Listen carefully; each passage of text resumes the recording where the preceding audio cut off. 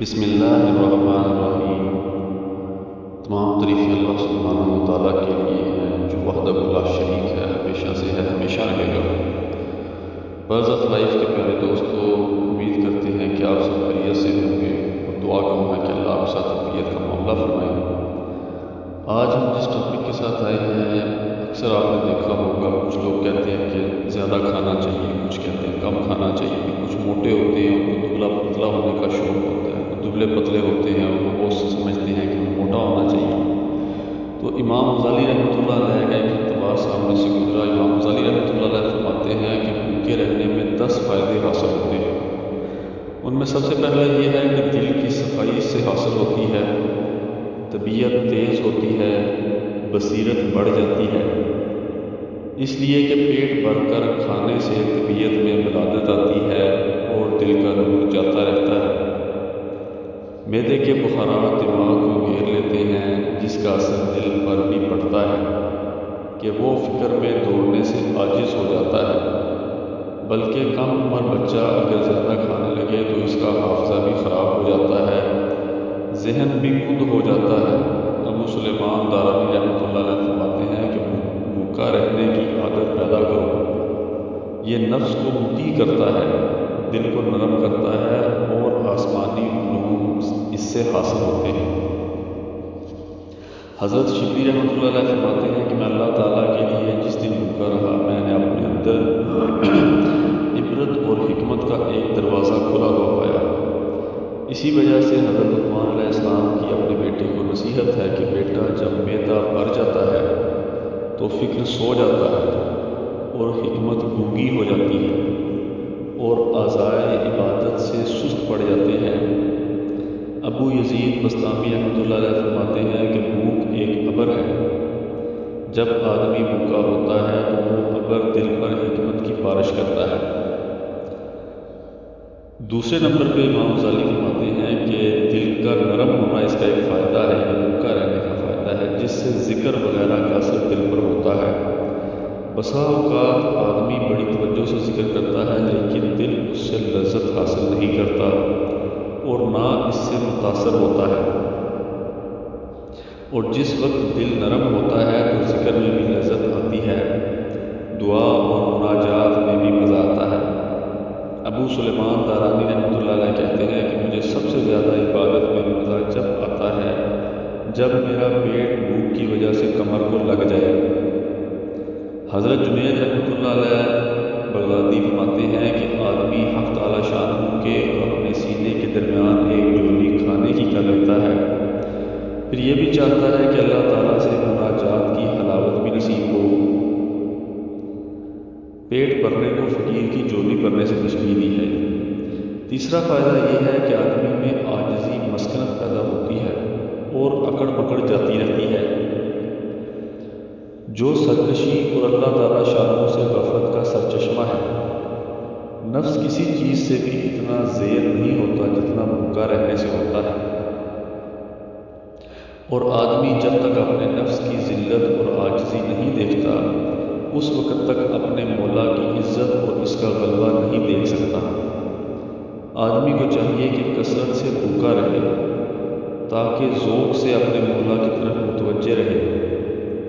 یہی وجہ ہے کہ جب حق تعالیٰ شاہ نے حضور صلی اللہ علیہ وسلم پر یہ پیش فرمایا کہ مکہ مکرمہ کی ساری زمین سونے کی کر دی جائے تو حضور صلی اللہ علیہ وسلم نے عرض کیا کہ یا اللہ نہیں، بلکہ میں تو یہ چاہتا ہوں کہ ایک دن بھوکا رہوں اور ایک دن کھانا کھاؤں، تاکہ جس دن بھوکا رہوں تو صبر کروں اور تیری طرف عاجزی کروں، تجھ سے مانگوں، اور جس دن کھاؤں اس دن تیرا شکر ادا کروں۔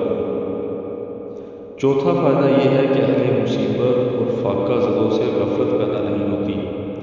پیٹ بھرے آدمی کو بالکل اندازہ نہیں ہوتا کہ بھوکوں اور محتاجوں پر کیا گزر رہی ہے۔ حضرت یوسف علیہ نبینا علیہ السلام سے کسی نے عرض کیا کہ زمین کے خزانے تو آپ کے قبضہ میں ہیں، پھر بھی آپ بھوکے رہتے ہیں۔ فرمایا کہ مجھے یہ ڈر ہے کہ خود پیٹ بھر لینے سے کہیں بھوکوں کو نہ بھول جاؤں، اور بھوکے پیاسے رہنے سے قیامت کے دن کی بھوک اور پیاس کی یاد بھی تازہ ہوتی ہے۔ اللہ تعالیٰ شانہ کے عذاب کا خوف بھی پیدا ہوتا ہے۔ یہ بھی یاد آ جاتا ہے کہ بھوک اور پیاس کی شدت میں جہنم میں کھانا کیا ملے گا، وہ جو حلق میں اٹک جائے، اور پینے کو کیا ملے گا، جہنمیوں کے زخموں کا لہو اور پین۔ پانچواں فائدہ جو اصل اور اہم ہے، گناہوں سے بچنا ہے، کہ پیٹ بھرنا ہی ساری شہوتوں کی جڑ ہے، اور بھوکا رہنا ہر قسم کی شہوت کو توڑتا ہے۔ اور آدمی کے لیے بڑی سعادت یہ ہے کہ وہ اپنے نفس پر قابو رکھے، اور بڑی بدبختی یہ ہے کہ اس کا نفس اس پر قابو پا جائے۔ اور جیسا کہ سرکش گھوڑے کو بھوکا رکھ کر قابو میں رکھا جا سکتا ہے، اور جب وہ خوب کھاتا پیتا رہتا ہے تو سرکش ہو جاتا ہے، اسی طرح نفس کا بھی حال ہے۔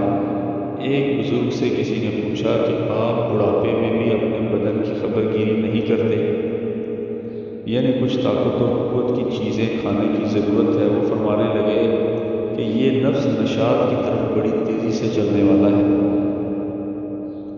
مجھے یہ ڈر ہے کہ کہیں مجھے کسی گناہ کی مصیبت میں نہ پھانس دے، اس لیے میں اس کو مشقت میں ڈالے رکھوں۔ یہ مجھے زیادہ محبوب ہے اس سے کہ وہ مجھے کسی گناہ کی ہلاکت میں ڈال دے۔ حضرت عائشہ رضی اللہ تعالیٰ عنہ فرماتی ہیں کہ سب سے پہلی بدعت جو حضور اکرم صلی اللہ علیہ وسلم کے بعد پیدا ہوئی وہ پیٹ بھر کر کھانے کی ہے۔ جب آدمیوں کے پیٹ بھر جاتے ہیں تو ان کے نفوس دنیا کی طرف جھکنے لگتے ہیں، اور یہ فائدہ جو ذکر کیا جا رہا ہے ایک ہی فائدہ نہیں بلکہ فوائد کا خزانہ ہے، اور اس میں کم سے کم جو فائدہ ہے وہ شرمگاہ کی شہوت اور فضول باز کی خواہش کا چھوڑنا ہے، اس لیے کہ بھوکے آدمی کا دل فضول باتیں کرنے کو نہیں چاہا کرتا، اور اسی ایک بات کی وجہ سے آدمی غیبت سے، جھوٹ سے، فحش بات کرنے سے، چغلی وغیرہ بہت سی چیزوں سے محفوظ رہتا ہے۔ اور پیٹ بھرنے پر آدمی کا دل تفریحی باتوں کو چاہا کرتا ہے، اور عام طور سے ہم لوگوں کی تفریحیں آدمیوں کی آرزوؤں سے ہی ہوتی ہیں۔ اور حضور صلی اللہ علیہ وسلم کا پاک ارشاد ہے کہ زبان کی کھیتیاں ہی آدمی کو اکثر جہنم میں ڈالتی ہیں، اور شرمگاہ کی شہوت کی ہلاکت تو کسی سے بھی مخفی نہیں ہے۔ اور آدمی کا جب پیٹ بھرا ہوتا ہے تو پھر شرمگاہ پر قدرت دشوار ہو جاتی ہے، اور اگر اللہ کے خوف سے آدمی اس پر قدرت پا بھی لے تب بھی آنکھ کا گناہ ناجائز طریقہ سے کسی عورت یا مرد کو دیکھنا تو ہو ہی جاتا ہے۔ حضور صلی اللہ علیہ وسلم کا ارشاد ہے کہ آنکھ بھی زنا کرتی ہے جیسا کہ شرمگاہ زنا کرتی ہے، اور آدمی آنکھ بند کر کے اس پر بھی قدرت پا لے تب بھی جس کو دیکھا جا چکا ہے اس کا خیال تو دل میں آتا ہی رہے گا، اور شہوت کے خیالات حق تعالی شانہ سے مناجات کی لذت کو کھو دیتے ہیں، اور بسا اوقات یہ فاسد خیالات نماز میں بھی آ جاتے ہیں۔ زبان اور شرمگاہ مثال کے طور پر ذکر کر دیے، ورنہ ساتوں اعضاء کے سارے گناہ اسی قوت سے پیدا ہوتے ہیں جو پیٹ بھرنے سے حاصل ہوئی ہے۔ چھٹا فائدہ یہ ہے کہ کم کھانے سے نیند کم آتی ہے، کثرت سے جاگنے کی دولت نصیب ہوتی ہے، اس لیے کہ پیٹ بھر کر کھانے سے پیاس خوب لگتی ہے، اور پانی پینے سے نیند خوب آتی ہے۔ مشائخ کا مقولہ ہے کہ زیادہ نہ کھاؤ ورنہ زیادہ پانی پیو گے، پھر زیادہ سو گے اور جس کی وجہ سے زیادہ خسارہ میں رہو گے۔ کہتے ہیں کہ 70 حکیموں کا اس پر اتفاق ہے کہ زیادہ پانی پینے سے زیادہ نیند آتی ہے، اور زیادہ سونے میں عمر کا بہت بڑا حصہ ضائع ہو جاتا ہے، اور تہجد کا فوت ہو جانا علیحدہ رہا۔ نیز زیادہ سونے سے طبیعت کی برادت اور دل کی قساوت بھی پیدا ہوتی ہے، اور بیوی پاس نہ ہو تو اہتمام کا سبب بھی ہوتا ہے، پھر غسل کے اسباب مہیا نہ ہونے میں اکثر تہجد بھی فوت ہو جاتی ہے۔ ساتواں فائدہ عبادت پر سہولت سے قادر ہونا ہے، کہ پیٹ بھر کر کھانے سے اکثر کاہلی پیدا ہوتی ہے جو عبادت کو مانع ہوتی ہے، اور خود کھانے ہی میں بہت سا وقت ضائع ہو جاتا ہے، اور اگر اس کو تیار بھی کرنا پڑے تو اور بھی زیادہ اضاعت وقت ہے۔ پھر کھانے کے بعد ہاتھ دھونا، خلال کرنا، پھر بار بار اٹھ کر پانی پینا، ان سب اوقات کا حساب لگایا جائے تو کتنا وقت ہوا؟ اگر یہ سارا وقت اللہ کی یاد میں اور دوسری عبادتوں میں خرچ ہوتا تو کتنا نفع کماتا؟ حضرت صفی سکتی رحمۃ اللہ علیہ فرماتے ہیں کہ میں نے علی جرجانی رحمۃ اللہ علیہ کے ساتھ ستو دیکھا جس کو وہ پھانک رہے تھے۔ میں نے پوچھا کہ ستو کی عادت کیسے پڑ گئی؟ فرمانے لگے کہ میں نے جو حساب لگایا وہ لقمہ منہ میں رکھنے سے اس کے نگلنے تک 70 مرتبہ سبحان اللہ کہنے کا وقت ملتا ہے۔ اس وجہ سے میں نے 40 سال سے روٹی نہیں کھائی کہ اس کے چبانے میں بہت دیر لگتی ہے۔ حقیقت یہی ہے کہ آدمی کا ہر سانس بہت بڑا قیمتی جوہر ہے جس کو آخرت کے خزانہ میں محفوظ کرنے کی سخت ضرورت ہے تاکہ وہ کبھی ضائع نہ ہو، اور اس کی صورت صرف یہی ہے کہ اس سانس کو اللہ کے ذکر یا کسی اور عبادت میں صرف کر دے۔ اس کے علاوہ کھانا زیادہ کھانے سے وضو کم ٹھہرتا ہے، استنجے کی ضرورت زیادہ ہوتی ہے، اور ان امور کی وجہ سے علاوہ اس کے کہ وقت ضائع ہوتا ہے، مسجد میں زیادہ اوقات نہیں گزار سکتا کہ بار بار ان ضروریات کی وجہ سے نکلنا پڑے گا۔ اس کے علاوہ روزہ بھی اس کو بہت سہل ہوتا ہے۔ جو بھوکا رہنے کا عادی ہو جائے، غرض روزہ، اعتکاف اور کثرت سے باوضو رہنا اور کھانے پینے کے اوقات کو عبادت میں خرچ کرنا، اتنے کثیر فائدے ہیں جن کا شمار نہیں۔ اس کی قدر وہ غافل لوگ کیا جانیں جن کو دین کی قدر ہی نہیں ہے۔ وہ دنیا کی چند روزہ زندگی پر راضی ہو کر مطمئن ہو گئے، بس دنیا ہی کے حالات کو جانتے ہیں، ان کو آخرت کی خبر ہی نہیں کیا چیز ہے۔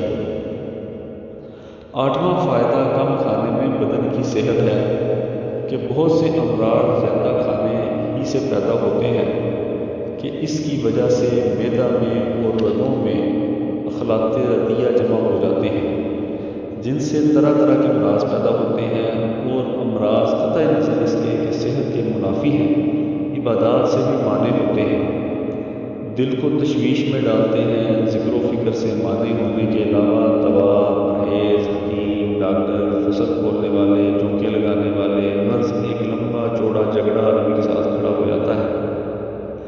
پھر ان سب چیزوں میں مشقت علیحدہ ہے، خرچ علیحدہ ہے، اور بھوکے رہنے میں ان سب آفات سے امن ہے۔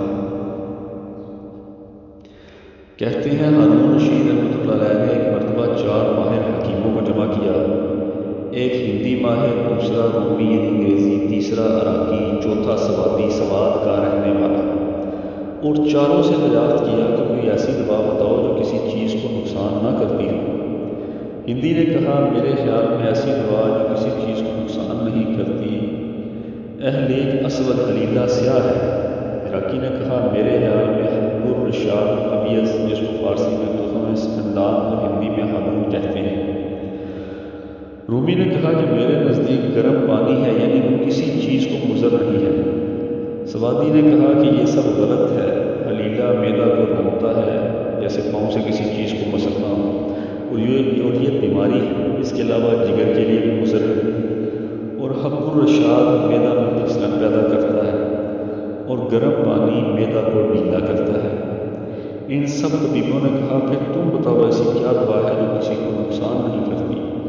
تو سوادی نے کہا کہ کھانا اس وقت تک نہ کھایا جائے جب تک خوب رغبت پیدا نہ ہو، اور ایسی حالت میں ختم کیا جائے کہ زیادہ کی رغبت باقی ہو۔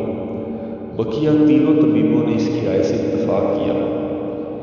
ایک فلسفی حکیم کے سامنے حضور صلی اللہ علیہ وسلم کا ارشاد نقل کیا گیا کہ تہائی پیٹ کھانے کے لیے، تہائی پانی کے لیے، اور تہائی سانس لینے کے لیے۔ اس نے سن کر بڑا ہی تعجب کیا اور کہا کہ کھانا کم کھانے میں اس سے بہتر اور مضبوط بات میں نے آج تک نہیں سنی، بے شک یہ حکیم کا کلام ہے۔ 9واں فائدہ اخراجات کی کمی ہے۔ جو شخص کم کھانے کا عادی ہوگا اس کا خرچ بھی کم ہوگا، اور زیادہ کھانے میں اخراجات بھی بڑھیں گے، جن کے حاصل کرنے کے لیے یا تو ناجائز طریقے اختیار کرنے پر مجبور ہوگا یا لوگوں سے مانگنے کی ذلت اختیار کرے گا۔ ایک حکیم کا قول ہے کہ میں اپنی اکثر ضرورتیں ترک کر دینے سے پوری کرتا ہوں، جس سے مجھے بڑی یکسوئی اور راحت رہتی ہے۔ ایک اور حکیم کا قول ہے کہ جب مجھے اپنی کسی ضرورت کے پورا کرنے کے لیے کسی سے قرض کی ضرورت ہوتی ہے تو میں اپنے نفس ہی سے قرض مانگ لیتا ہوں، اس کو سمجھا دیتا ہوں کہ اس کو پھر کسی وقت ادا کر دوں گا، یعنی تیری خواہش اس وقت میرے ذمہ قرض ہے، اس کو کسی دوسرے وقت پوری کر دوں گا۔ حضرت ابراہیم ادم رحمۃ اللہ علیہ جب کسی چیز کا نرخ معلوم کرتے کہ وہ بہت گراں ہے تو اپنے دوستوں سے فرماتے کہ اس کو چھوڑ کر عرضہ کر دو۔ جس چیز کا خریدنا آدمی چھوڑ دے اپنی طرف سے وہ ٹکا سیر ہو ہی کی، اپنی بلا سے جتنے میں چاہے بکے۔ آدمی کی ہلاکت کا بڑا سبب دنیا کی ہرس ہے، اور یہ ہرس پیٹ اور شرمگاہ کی وجہ سے پیدا ہوتی ہے، اور شرمگاہ کی قوت بھی پیٹ کی قوت سے ہوتی ہے، اور کھانا کم کھانے میں ان سب آفتوں سے امن ہے۔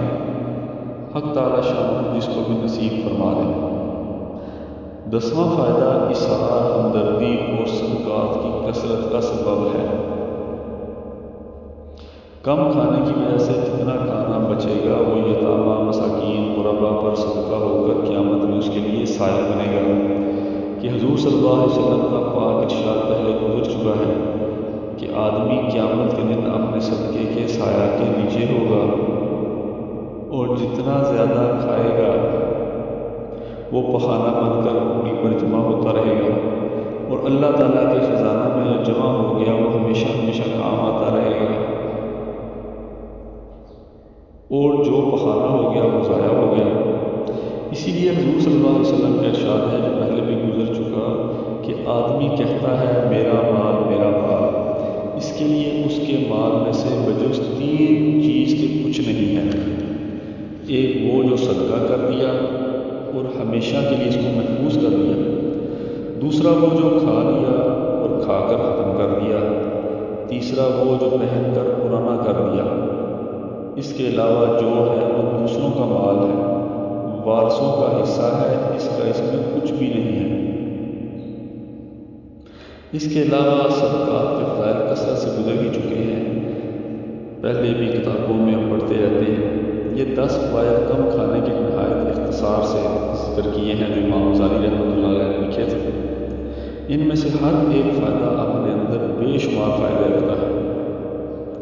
یہ بات قابل لحاظ ہے جو پہلے بھی متعدد بار گزر چکی کہ ان فضائل کے حق ہونے میں تردد نہیں۔ یقیناً یہ وہ کمالات ہیں کہ جس خوش نصیب کو حق تعالی شان اپنے لطف سے عطا فرماوے، اس کے لیے دین اور دنیا دونوں کی راحت ہے، اور آخرت کے لیے بے شمار درجات اور ترقیات کا زینہ یہی چیزیں ہیں۔ لیکن اپنے تحمل کی رعایت ضروری ہے، ایسا نہ ہو کہ کوا چلا تھا ہنس کی چال وہ اپنی بھی بھول گیا، زیادہ کے شوق میں آدمی تھوڑے سے بھی جاتا رہے۔ اس لیے ان سب چیزوں کی طرف دل کو رغبت دیتے رہنے کے ساتھ ان چیزوں کے اور اس طرز زندگی کے اپنے اندر پیدا کرنے کی کوشش کے ساتھ، اور ان امور کو نہایت وقت سے دیکھنے کے ساتھ عمل اتنا ہی کرنا چاہیے جتنا اپنے اندر تحمل ہو۔ بیمار آدمی طاقت سے زیادہ بوجھ اٹھائے گا تو جلدی مرے گا۔ ہم لوگ نفس کی بیماریوں کے بیمار ہیں، اعضاء اور قوا کے ضعف کے مارے ہوئے ہیں۔ اس لیے صحت کی تمنا اور کوشش سعی اور رغبت کے ساتھ ایسی کوئی چیز اپنی طور سے اختیار نہ کرنا چاہیے جو اس حالت سے بھی گرا دے جس پر اب موجود ہے۔ امام غزالی رحمۃ اللہ علیہ فرماتے ہیں کم کھانے کی عادت آہستہ آہستہ پیدا کرنی چاہیے۔ جو شخص زیادہ کھانے کا عادی ہو وہ دفعتاً کم کرے گا تو اس کا تحمل بھی نہ ہوگا، ضعف بھی ہو جائے گا، مشقت بھی بڑھ جائے گی۔ اس لیے بہت آہستگی اور سہولت کے ساتھ اس کو اختیار کرنا چاہیے۔ مثلاً اگر کوئی شخص 2 نان کھاتا ہے تو اس کو 1 نان کا 28واں حصہ روزانہ کم کرنا چاہیے، اس سے 1 مہینہ کے اندر آدھی خوراک رہ جائے گی، اور اگر اس کا بھی تحمل دشوار ہے تو 40واں حصہ کم کرنا چاہیے۔ حضرت سہل تستری رحمۃ اللہ علیہ سے کسی نے پوچھا کہ آپ کے مجاہدوں کی ابتدا کس طرح ہوئی؟ انہوں نے فرمایا کہ میرا سالانہ خرچ ابتدا میں 3 درہم تھا۔ ابتدا میں اس کی صورت یہ تھی کہ میں 1 درہم کو 2 دبس یعنی انگور یا کھجور کا شیرہ یا رس لے لیتا تھا، اور 1 درہم کا چاول کا آٹا اور 1 درہم کا گھی، اور ان تینوں کو ملا کر 360 لڈو بنا لیتا تھا۔ ایک روزانہ روزہ افطار کرنے کے وقت کھا لیتا تھا۔ کسی نے پوچھا کہ اب کیا منہ ہے؟ فرمایا اب تو کوئی متعین چیز نہیں، جب موقع ہو کچھ کھا لیتا ہوں۔